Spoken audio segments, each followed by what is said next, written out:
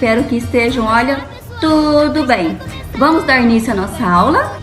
E hoje nós vamos fazer uma atividade bem legal, arte com as nossas mãozinhas, fazendo uma fogueira, a atividade da fogueira, que é um símbolo das festas culturais caipira. Ela representa a chegada da colheita e também ela está para aquecer as pessoas em noites frias.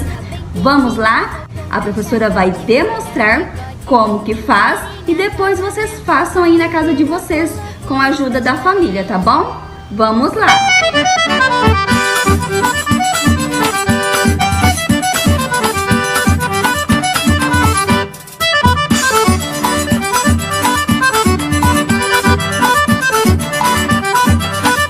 Se a gente misturar uma cor com a outra, poderemos criar outras cores. O amarelo com o vermelho da laranja, o amarelo com o vermelho da laranja, misturando dá pra ver uma cor aparecer. O amarelo com o vermelho da laranja, o amarelo com o vermelho da laranja, o amarelo com o vermelho da laranja,